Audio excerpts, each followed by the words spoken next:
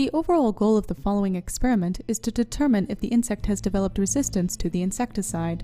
This is achieved by making concentrations to be tested by dissolving technical-grade insecticide into acetone for contact insecticides, as described by Plapp et al. In 1987, or honey water solution for systemic insecticides, as described by Snodgrass et al. In 2008.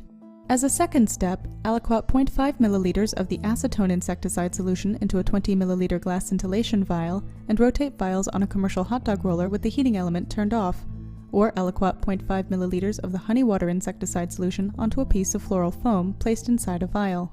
Next, collect the desired insect for the adult vial test in order to conduct the bioassay which monitors for insecticide resistance. Results are obtained that show whether or not the insect has developed resistance to the insecticide based on comparing the LC50 achieved via probit analysis to pre-existing LC50s. Hello, my name is Audra Miller. I'm from the University of Missouri College of Agriculture, Food, and Natural Resources Delta Research Center in Portageville, Missouri.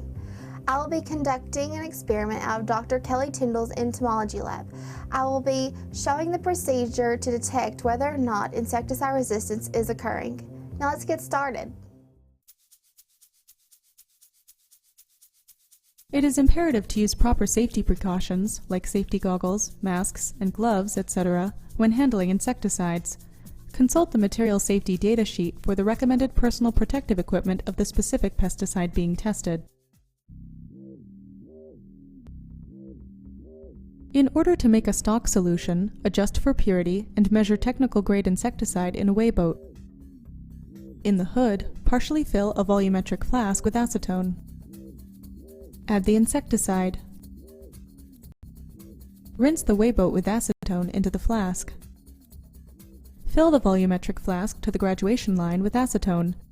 Mix by inverting several times. Make serial dilutions as required.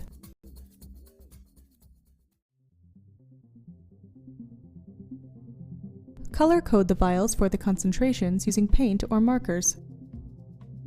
Pour approximately half the volume as the number of vials to be made in a small beaker. When the solution is not in use, cover it to minimize evaporation. Use a repeater pipetter to deliver 0.5 milliliters to the vials. Work from low to high concentration, starting with the control of acetone only. In order to coat the inside of the vial with the technical grade insecticide, place vials on a commercial hot dog roller with the heat turned off. Allow the vials to rotate until all the acetone has evaporated.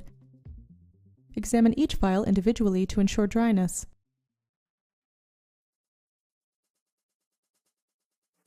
Gather the insects to be tested using pheromone traps, sweep nets, or any other means of mass capture.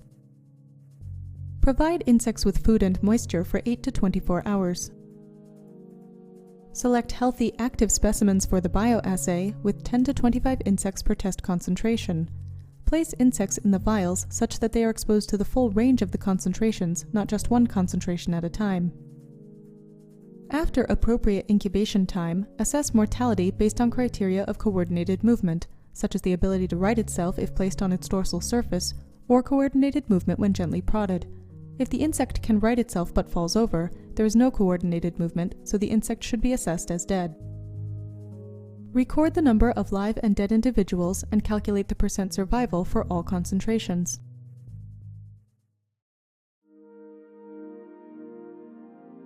Prepare vials with the technical grade insecticide dissolved in 10% honey water solution. Weigh honey to make a 10% by volume honey water solution. Transfer to a volumetric flask and add technical grade insecticide to the honey water solution and rinse the weigh boat. Repeat the process of making serial dilutions, but use honey water instead of acetone. Cut a piece of floral foam and place inside the vial. Aliquot 0.5 milliliters of solution onto the floral foam. Enclose insects with a cotton ball instead of a lid. Conduct the bioassay in the same manner as you would with the contact insecticides. Correct for mortality in the control according to Abbott. Determine the lethal concentration required to kill 50% of a population and 95% confidence intervals. This can be performed using a software program like SAS Proc Probit or Polo Plus. For example, in this sample program for SAS, dose represents the concentration used in the bioassay, N is the number of individuals tested at a given concentration, and response is the number of dead individuals. Find the probability of 0.5, and this is the LC50 with confidence limits of 0.1891 to 0.3273 micrograms per vial. If baseline data exist for the insect tested or an LC50 obtained from a known susceptible population, the new LC50 can be compared to the LC50 of baseline data or susceptible populations.